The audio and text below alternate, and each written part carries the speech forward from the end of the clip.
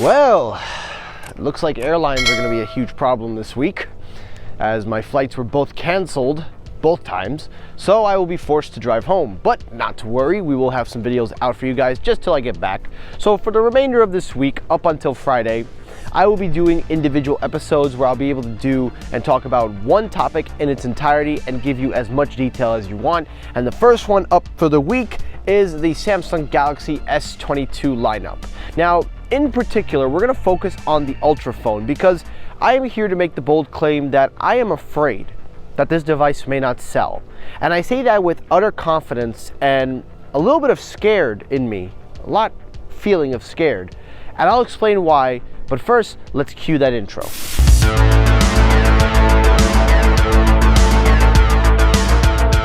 Alrighty, the first story up, the main story of the day, the only thing we're talking about in this entire episode is the Samsung Galaxy S22 Ultra Edition.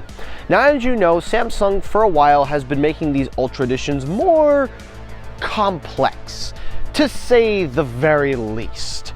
For starters, let's go into details. When the first S20 came out, it was a Frankenstein's monster of an abomination. But one of the other things that really shocked us was the fact of how much hardware they were putting in versus what they were doing with the Note series. Then the S21 Ultra Edition came out, and that one kind of perfected the formula in a certain light. But it didn't really match its expectations as most people wanted. Also considering the fact that the Note series was still around. So that phone was still somewhere, but it didn't have any ground to stand on. But then there were a lot of people that finally said, you know what, Samsung, you gotta make up your mind. Are you gonna be making Note phones or Ultra phones? What are you gonna do?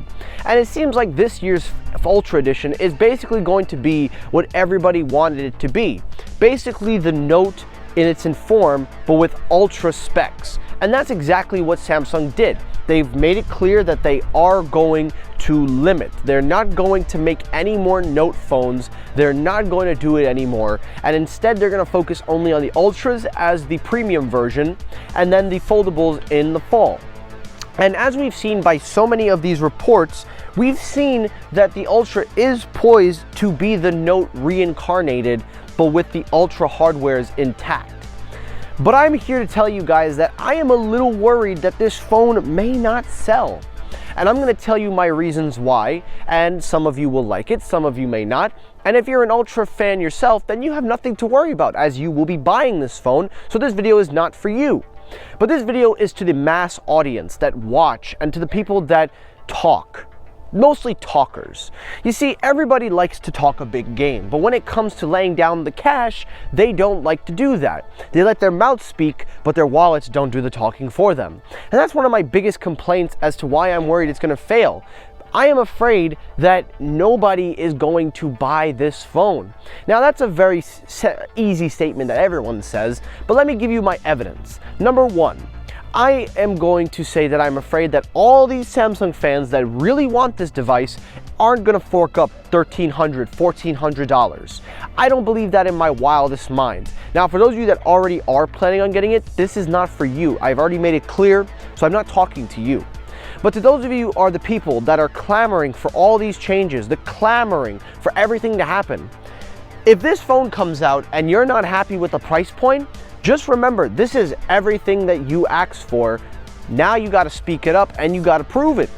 So why don't you buy the device? That's number one. Number two, I blame for most people, the same people that asked for all of this are just like the people that did what Apple did for the iPhone 13 and 12 mini. Remember how everybody clamored? They said, oh, the SE is so useless. They should make a premium mini phone. It would sell like hotcakes. Then Apple did exactly that, and you could see how well that turned out. Now, of course, the 13 mini is a better version of the 12 mini that came before it, but it still didn't make up for the lost ground. And now Apple is planning to discontinue the mini version in its entirety. Do you see where I'm going with this? You are also those same people that wanted Apple to do the same thing, but when it comes to the money, you will not fork it down.